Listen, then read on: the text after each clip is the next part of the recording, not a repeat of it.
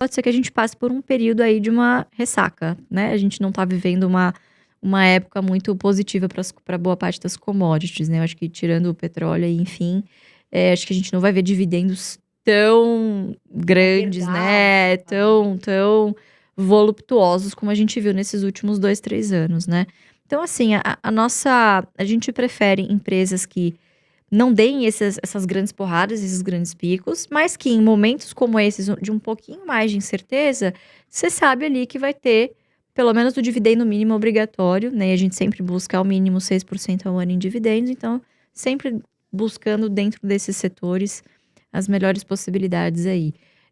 Eu particularmente estou aguardando né? Tô esperando novidades aí. Vamos ver o setor de transmissão, né? Março agora a gente tem um leilão bem grande e cada leilão que passa, eles vão se superando, porque de fato, dentre os segmentos de energia, o que hoje a gente continua vendo grandes oportunidades é o de transmissão, né? Então, nesses últimos anos, a gente passou por um movimento de diversificação da nossa matriz energética bem grande, assim, uma evolução dos projetos Greenfield em energia eólica, né? Ocorre que você está gerando boa parte dessa energia no Nordeste, enquanto o centro consumidor é Sul-Sudeste. Então, você precisa, de alguma maneira, transmitir, ou seja, transportar do ponto A para o ponto B, né? Então, a gente tem ainda grandes oportunidades aí no setor de transmissão. Vamos acompanhar o leilão aí, né? E sempre tem algumas outras notícias que podem que sempre permeiam esse tipo de ação, né? Que assim, não são notícias novas, mas são velhas notícias, né? Que acabam sempre ressurgindo. Então, tem sempre aquele medo, aquela insegurança dos investidores em relação à alavancagem, por exemplo, da Taesa, da TRPL. Na Isacetep tem também aquela questão que ainda paira sobre a possibilidade da Eletrobras conseguir liberar as garantias, ou seja, liberar a sua posição na TRPL e vender isso para um terceiro, né? Então, da última vez que essa notícia apareceu, acabou não se concretizando, mas da última vez que essa notícia apareceu, o papel despencou, né? Veio para baixo dos R$ 22. Então, esperamos ansiosamente, o jacaré tá de boca aberta aí, continuamos de olho no setor de transmissão. Então, sem novidades aí nos setores. Suas preferências seriam Taesa e Transmissão Paulista? Taesa e Transmissão Paulista. Agora, falando... Eu sempre respondo os seguidores quando eles me perguntam assim, Lu, André, quais ações, assim, para minha aposentadoria, né? Uhum. Aí eu sempre respondo, olha, imagine você, né, e se faça uma pergunta, quais ações que vão aí sobreviver 20, 30, 40 anos olhando o cenário de hoje, né? Na sua opinião, você pode citar 3 ações, a gente sempre tem aqui a nossa listinha, que você acredita ser boas ações para se aposentar? Engraçado isso, né? Porque mesmo se vocês fizerem essa pergunta pro Fábio, pro Jean, pro Felipe, vai aparecer 3 opções diferentes, né? Uhum. Então é engraçado porque essa questão de qualidade, né, que você vê nos ativos é uma questão muito pessoal, né? Então, uma das que eu vou dizer aqui pode parecer meio polêmica, mas Banco do Brasil, por exemplo. Óbvio, no Brasil é difícil você cravar as coisas em pedra que esse tipo de previsão acaba envelhecendo mal, né? Mas o Banco do Brasil, por exemplo, é dificilmente uma empresa que a gente poderia deixar quebrar, por exemplo, né?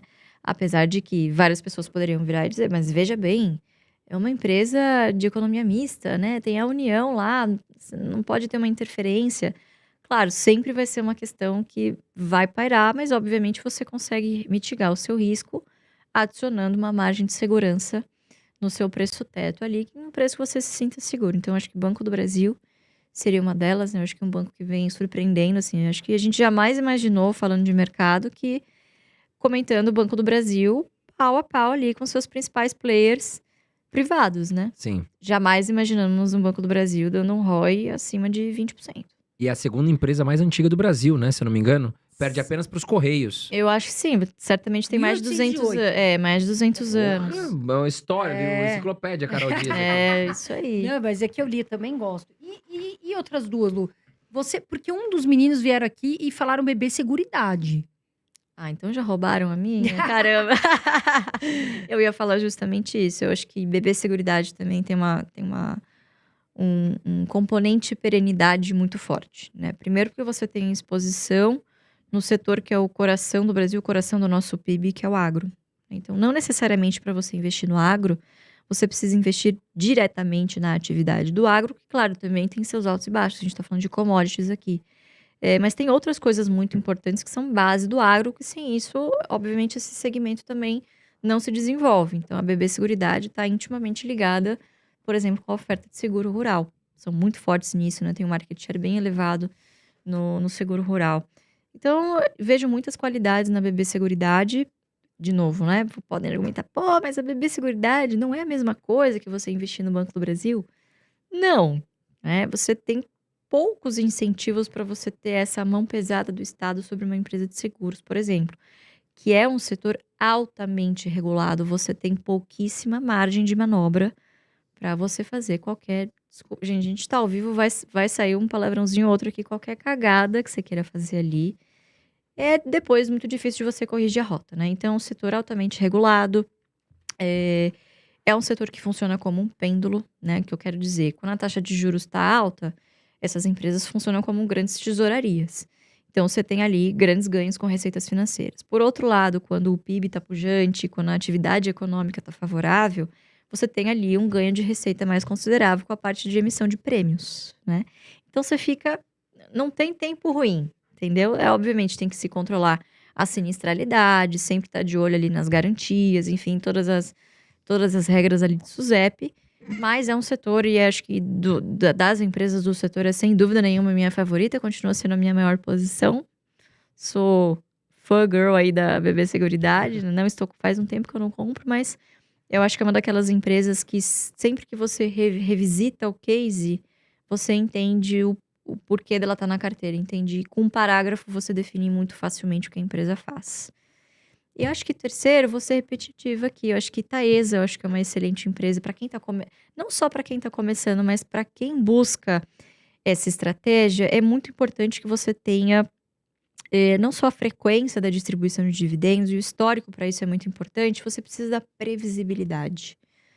Então, é uma empresa que trabalha com um contrato de concessão de longuíssimo prazo, né? São contratos corrigidos por índices inflacionários, seja IGPM ou IPCA, né? A boa parte das novas concessões é IPCA, mas ela ainda tem outras concessões legadas aí que corrigem IGPM, né? O que é excelente. Então, você tem algumas vantagens competitivas, também é um setor altamente regulado, você tem uma segurança regulatória, que não digo que é garantida, mas a vez que tentaram mexer com essa segurança regulatória, você quase que acabou com o setor, vamos dizer assim, né? Então, eu diria que tem muitas barreiras de entrada, né?